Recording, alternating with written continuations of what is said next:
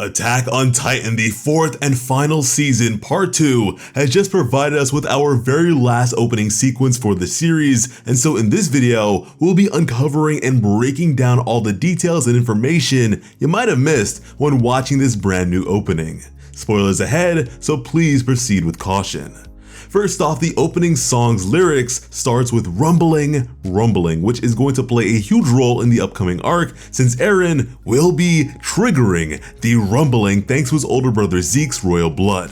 Eren later betrays his brother by not wishing for sterilization like expected and just wanting a massive world war instead. This consequently makes the aliens of Paradise Island into the demons other nations believe them to actually be. At the same time, there is a shot of Eren getting ready, tying his hair, and then Mikasa and Armin, more serious than before, knowing that they have to go after him and try to stop all the slaughter. Beware, coming for you is the next line, which refers to Eren coming for the rest of the world for what they did to Eldians on Paradise Island for a century. After that, colossal titans are shown destroying some parts of Paradise, inadvertently killing some of the people there because the titans come from within the walls, and in order to leave, they need to go through their own cities and cause casualties. Next, there's DNA and genetics imagery combined with Zeke and Eren standing back to back on opposite sides of the Eldian spectrum. Eren wants to keep Eldians alive and is willing to destroy the rest of the world to do it. And Zeke is not shying away from war, but wants to make Eldians die out to save them from further persecution. All I ever wanted to do was do right things, referring to Eren's desire to save Eldians, but also make sure the rest of the world understands that they are not the enemies that need to be killed. Eren walks alone here, aware that his plan means he will have to make sacrifices that he does not want others involved with or aware of, as in the end, everyone only really finds out his true plan at the very end when he is already dead. Also, the bird imagery here is important because they are white and pure, which shows his intentions, and they come back later on. The line that follows, "I never wanted to be the king," can be about the Jaegerists who worship him and think he will save them from the rest of the world, but also because he has the power of 3 titans and the original titan after going into the path and meeting Ymir. In fact, Eren possessing the power of the founding titan is not something that he asked for, it is something that his father bestowed onto him, like a king would pass on the crown to their son. Following that line is a shot of all the scout members, including ones that passed like Sasha, and then the graves showing how many of them have died and will die. The scene at the cemetery depicts the only ones still alive at the end: Jean, Connie, Mikasa, and Armin. Levi wasn't a part of their group but a leader, so he's not there even though he survives as well. Then we see Reiner and Berthold when they are also part of the scouts in the past, along with Annie in the background and Historia on the side when she went by Krista. This is followed by a scene with the Marley Eldians, Peak, Porco, Gabi, Falco, Udo, and Zolfia before Eren came and declared war on Marley with the help of the survey scouts. All I ever wanted to do was save your life could be about Eren wanting to make Mikasa and Armin live long lives, knowing that with the Titan power that would not be possible, especially Armin with the colossal Titan in his body. While Eren walks atop the walls that surround Paradise, the bird imagery returns, but this time the birds are dark and circling him like the imminent death to come. And the line that follows is, "I never wanted to grab a knife, I swear," further illustrating his need for war in order to save them.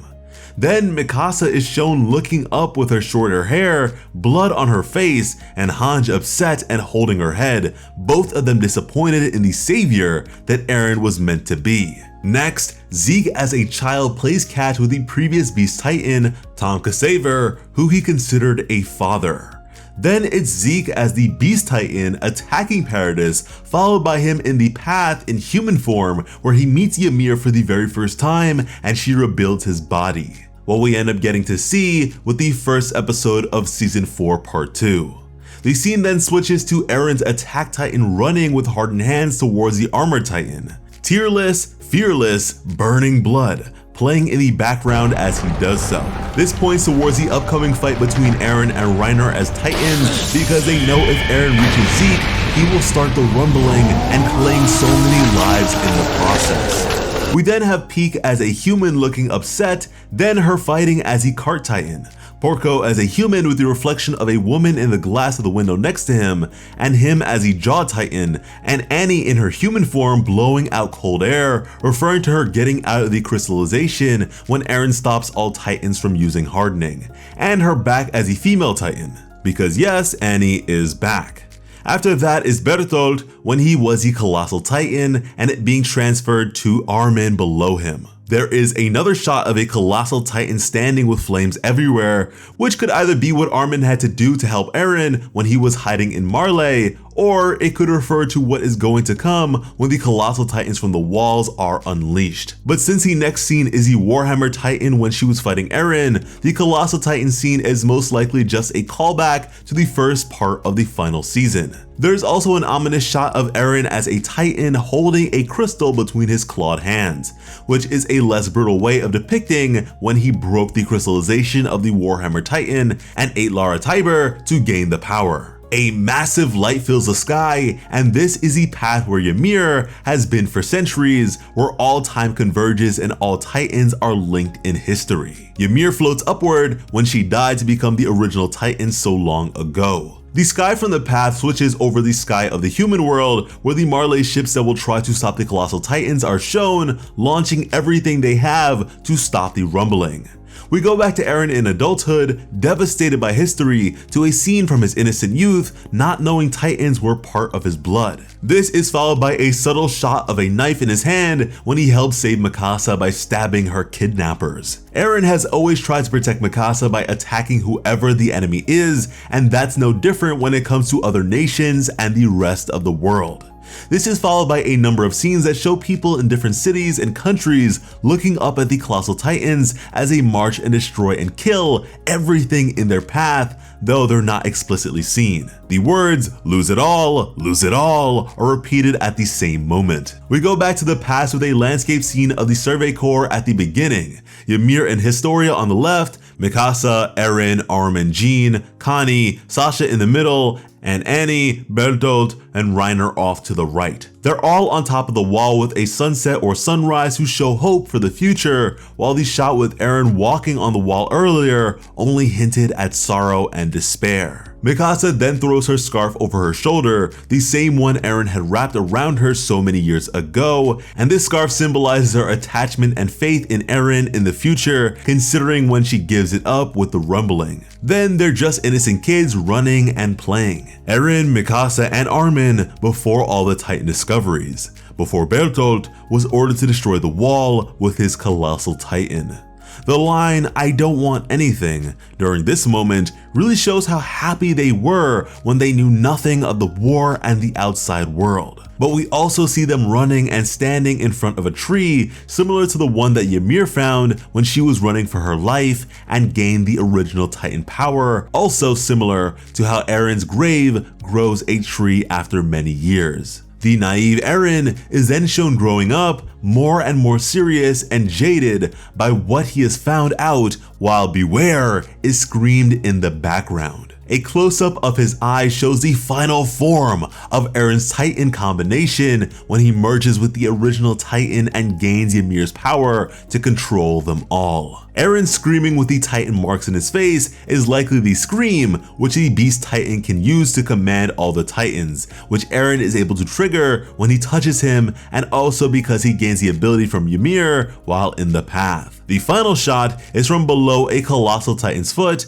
when the rumbling begins and crushes everything, including innocent butterflies like the innocent children and animals that cannot escape it, with nothing but destruction left in their path. That's all for the opening. Let us now move on to the ending. Ai Higuchi's A Child of Evil plays as a young Eren Yeager stands in an endless field of white flowers.